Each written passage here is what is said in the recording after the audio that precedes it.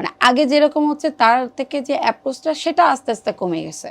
এখানে ও নানি অসুস্থতা কিছু না, এখানে অন্য কিছু চলতেছে। যেহেতু আমাদের বিয়ের অনেক দিন হয়ে গেছে, রিলেশন অনেক দিন হয়ে গেছে, যেহেতু আমরা এখন সেটেল হচ্ছে, তো আমাদের হচ্ছে এবার বেবিটা রাখা উচিত। বিশ্বাস করবেন না ভাইয়া, পা ধরে কান্না করে দিছে। আমি তোমাকে আমার ফ্যামিলিতে নিতে পারি নাই, আমার টাকা পয়সা ইনকাম নাই, তোমার কাছ থেকে টাকা নেই, আমি কিছু করতে পারি নাই, আমার কোনো মানে নিজের কোনো ওয়ে নাই। হ্যাঁ, এই মুহূর্তে এই বাচ্চাটা আমার পক্ষে অ্যাকসেপ্ট করা পসিবল না। আমি তোমার গার্লফ্রেন্ড না, এখন আমি তোমার বিয়ে করা ওয়াইফ। তুমি যদি তোমার সংসার ঠিক আছে, তুমি আগে সংসারটা করো। আমার কাছে মনে হচ্ছে বিয়ে করে আমি সংসার করতেছি, তুমি করতেছো না। তোমার আসার দরকার তুমি আসতা, তোমার শোয়ার দরকার তুমি শুইতা, তোমার খাওয়ার দরকার তুমি খাইতা, তুমি চলে যাইতা। আমি একটা ছেলে মানুষ থাকতে আমি কেন ইনকাম করে তোমাকে খাওয়াবো? আমি কেন বাইরে যাব? আমি 10 জন আমার মুখ কেন দেখবে? তার একটা কথা, আমি ব্যর্থ, আমি পারি না। কেন পারবা না? তুমি পুরুষ মানুষ না? আমাকে দেখে আমি এরকম না।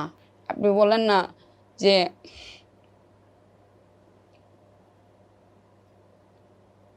মানলাম আমি অনেক খারাপ, অনেক খারাপ।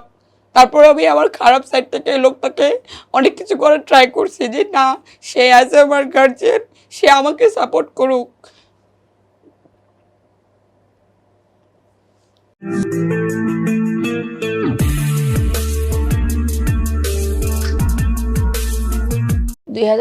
সালে হঠাৎ করে সাডেনলি আমাকে বলে সে বাইরে চলে যাবে। 25 থেকে 30 লাখ টাকা দেওয়া হয়ে গেছে। তুমি বাইরে আমাকে নিয়ে গেলেও তো তোমার ফ্যামিলি জানবে। তো এখন এখানে কি সমস্যা? বলকে আমার ওই সাহস নেই। মানে ফ্যামিলি সাইড থেকে বুঝতে পারছে যে ওর সাথে আমার রিলেশন আছে। তাকে একটা কথা সবসময় বলতাম, তুমি একটা টাকা ইনকাম করো, আমার সোশ্যাল মিডিয়া তো দূরের কথা, আমার চেহারাও কেউ দেখবে না। আমরা হয়তো সোশ্যাল মিডিয়াতে অনেক কিছুই দেখাই যে আমাদের লাইফটা অনেক হ্যাপেনিং, অ্যাকচুয়ালি না। কিন্তু ওই হ্যাপেনিংটাই এই লোকটা আমাকে দেখাইছে বলে কিন্তু আমি হাজার লোকের মাঝখানে কিন্তু ওনাকে চুজ করছি। এখন যে বর্তমানের যুগ, মেয়েরা ছেলেদেরকে ঠকায়, হইতে পারে আমি আমার বাবা মাকে কষ্ট দিছি না। ওই বাইরে যাওয়া স্টার্ট থেকে আমাদের মধ্যে একটা গ্যাপিং শুরু হয়। সে আমার কাছে আরো অনেক টাকা দাবি করে, তখন আমি বলছি আমার কাছে নাই। মানে কেন টাকা দিচ্ছিল বুঝলাম না। 2025 সালে সে তার মামাতো বোনের সাথে তার ফ্যামিলিগতভাবে বিয়ে করে বসেছিল। সে এক এক সময় এক এক বাহানা দিত। না, সে শুনেন ভাইয়া, বলো। সে এক এক সময় এক এক বাহানা দিত। তুমি আমাকে বলো যেদিন বিয়ে করছে, কবে বিয়ে করছে, ডেট মনে আছে? হ্যাঁ, কেন মনে হয়? 16 ডিসেম্বর 22 সালে। তোমাকে?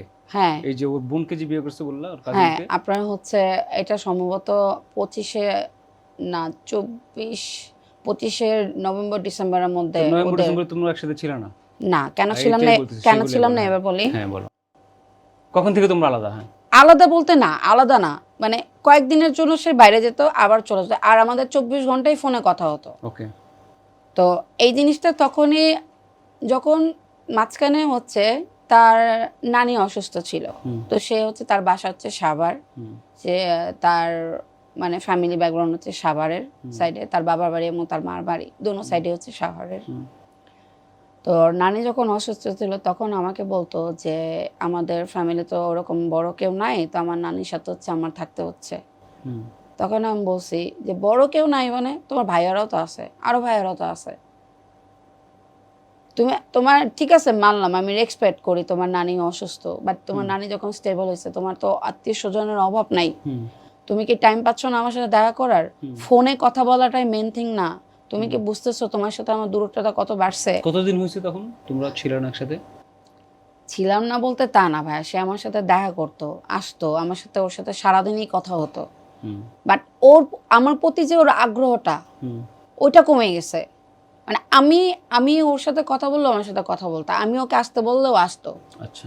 মানে আগে যেরকম হচ্ছে তার থেকে যে অ্যাপ্রোচটা সেটা আস্তে আস্তে কমে গেছে, সেটা আস্তে আস্তে তার সাইড থেকে কমে গেছে। ওকে। তখনই মানে আমি মেনলি তখনই বুঝতে পারছি যে না, এখানে ও নানির অসুস্থতা কিছু না, এখানে অন্য কিছু চলতেছে। ওকে। তো আমার এর মধ্যে হচ্ছে আমি বেবি কনসেপ্ট করি, তো ওকে এটা জানাই যে আমি হচ্ছে কনসেপ্ট করেছি, আমি হচ্ছে এবার বেবিটা রাখতে চাচ্ছি। যেহেতু আমাদের বিয়ের অনেক দিন হয়ে গেছে, রিলেশন অনেক দিন হয়ে গেছে, যেহেতু আমরা এখন সেটেল হচ্ছে, তো আমাদের হচ্ছে এবার বেবিটা রাখা উচিত।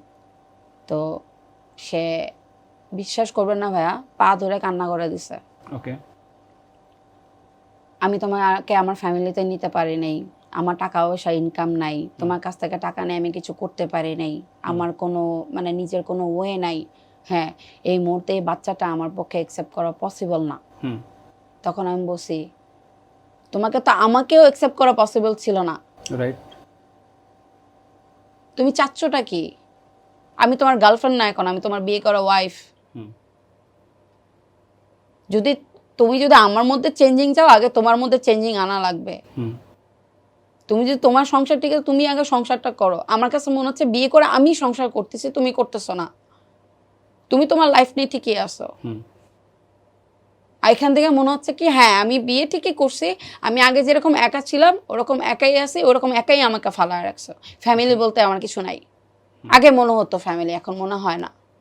তোমার আসার দরকার তুমি আসতা, তোমার শোয়ার দরকার তুমি শুইতা, তোমার খাওয়ার দরকার তুমি খাইতা, তুমি চলে যাইতা। এটাকে ম্যারিড লাইফ বলে না। রাইট?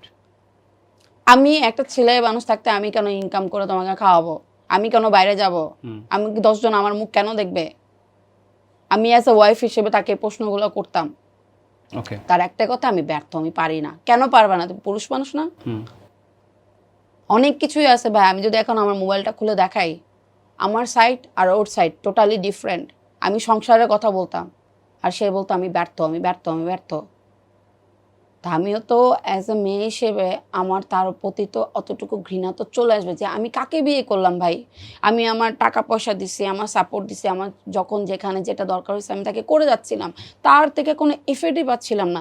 সে তার ফ্যামিলিতে আমাকে নিতে পারতেছে না, সে তার বাসায় আমাকে নিতে পারতেছে না, তার আমাকে দূরে করে রাখছে, সে নিজেও এখন দূরে হয়ে গেছে। আমরা যে খুব হ্যাপি ছিলাম যতক্ষণ আমি তাকে প্রেশারেট না করছি, যতক্ষণ সে তার মতো ছিল। যখন আমি আমার সাইড থেকে প্রেশার দেওয়া শুরু করি, তখনই সে আমার সাথে দূরত্বটা বাড়ায় নেয় এবং আরেক জায়গায় যায় রিলেশনে যায়। তাহলে তার মোটিভটা কি ছিল? আমার টাকাগুলো খাওয়া, আমার লাইফটা নষ্ট করা। তা আমি তো ধরতে গেলে তাহলে আমি আমার আগের লাইফেই ভালো ছিলাম ভাইয়া। অ্যাটলিস্ট একটা লোকের প্যারা ছিল না, আমার টাকা পয়সা যেত না, আমি তো তাহলে আমার লাইফে আগে ভালো ছিলাম। এখন বলতে গেলে হ্যাঁ তুমি যে লাইফে ছিল খুব ভালো ছিল না, অ্যাটলিস্ট আমি হ্যাপি ছিলাম, আমার ইন্ডিপেন্ডেন্ট লাইফ ছিল, মাথার ভিতর প্যারা ছিল না। আমাকে দেখে আমি এরকম না, এই লোকটার জন্য এরকম হয়ে গেছি। আপনি বলেন না যে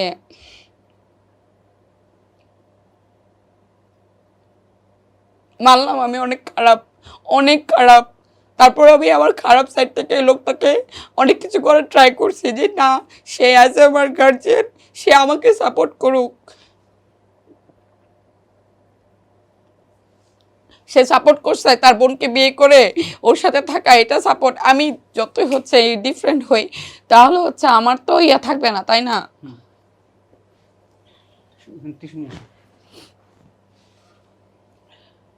সাডেনলি জানতে পারি তার ফ্যামিলিতে যখন আমি যাই, তখন তো আমার ভাইকে তো আমরা আরেক জায়গায় বিয়ে দিয়ে রাখছি, সেটা তোমার সাথে হ্যাপি না, আমরা তো তোমাকে অ্যাকসেপ্ট করে নিব না। হ্যাঁ না, কিভাবে জানতে পারি? আমার অনেক বড় একটা অপারেশন হয়। কেন হয়? যখন তাকে আমি বলে আমি বেবি কনসিভ করছি, সে কোথা থেকে আমাকে একটা মেডিসিন এনে দিছে, বলছে এটা খাও, খেলে তুমি ফিল বেটার করবা, ঠিক আছে? কারণ বেবি কনসিভ করার পর আমার শরীর অনেক খারাপ থাকতো, অনেক বেশি। তো আমি বুঝিনি সেটা, সে অ্যাবর্শনের জন্য আমাকে পিল খাওয়াইছে। খাওয়ার পরে আমার 22 দিন ব্লিডিং হয়েছে, 22 দিন। তা আমি জিনিসটা মনে করছি কি যে কি হলো সাডেনলি। যখন আমি আমার গানি ডাক্তারের কাছে গেলাম, যখন এখানে জানতে পারি যে সামহাও আমার কোনো কিছু দ্বারা আমার মিসক্যারেজ হয়ে গেছে। কয়দিন পরে তুমি পিল খাইছো? কতদিন ছিল প্রেগন্যান্ট? আমি 3.5 মাসের প্রেগন্যান্ট ছিলাম। আর আমার প্রায় 22 দিনের মতো ব্লিডিং হয়েছে, অনেক ব্লিডিং হয়েছে, মানে ব্লিডিং থামতেছিলই না। তখন আমি ডাক্তারের কাছে যাওয়ার পরে আমি তাকে বলি যে এরকম আমার হাজব্যান্ড আমাকে এরকম মেডিসিন এনে দিয়েছিল, আমার অনেক পেট ব্যথা করতেছিল, তো আমি ওকে জিনিসটা বলছি, ও কার সাথে জানি কথা বলে আমাকে এরকম মেডিসিন এনে দিয়েছে। পরে আমি এটা খাওয়ার পর থেকে আমার তার 2 দিনের মাথায় আমার এরকম ব্লিডিং স্টার্ট হয়। তো বলছে আপনি এতদিন ওয়েট করছেন কেন, আসেন নাই কেন? তা আমি বলছি যে আমি যে আসবো, আমার ওই কন্ডিশনটা, আমি বেডের থেকে উঠতে পারতাম না। তখন যাওয়ার পরে যতটুকু জানি যে আমার মিসক্যারেজ হয়েছে, এবং আমার যে মিসক্যারেজ হওয়ার যে আমার যে ফিটার্সটা, ওইটা আমার টিউবে যে আটকে গেছে, ওটা বেরোতে পারছে না। আমার টিউবে ইনফেকশন হয়ে গেছে, ইন্টারনাল ব্লিডের কারণে ওই জিনিসটা ক্লিয়ার হতে পারে নাই, ওই টিউবে ওটা আটকে গেছে। এখন ইমিডিয়েটলি আমার অপারেশন করা লাগবে। ওকে আমি পাইনি, ফোনে আসে নাই। ওকে যখন ফুল কাহিনী বললাম, ও পুরা গায়েব, কোথাও ওরা খুঁজে পায় না। পরে আমার বোনকে দিয়ে আমি ওরা ফোন দিয়েছি যে ওরা ডাকাও, ওর সাথে কথা বলি। আমি হাসপাতালে একা দৌড়াদৌড়ি করছি, অপারেশনের রুমে একা ছিলাম, বেডে একা ছিলাম, চোখ খুলেও তাকে আমি পাই নাই। আপনি বুঝেন সে আমাকে কিভাবে পঙ্গু করে গেছে। আমি ইন ফিউচার মা হবো কিনা আমি জানি না, ডক্টর বলে দিচ্ছে আপনার চান্সেস মাত্র 10%। কারণ আপনার ওই ব্লিডিংয়ের কারণে আপনার একটা টিউব তো আমরা ফালাইছি, আপনার আরেকটা টিউবে ড্যামেজ হয়ে গেছে।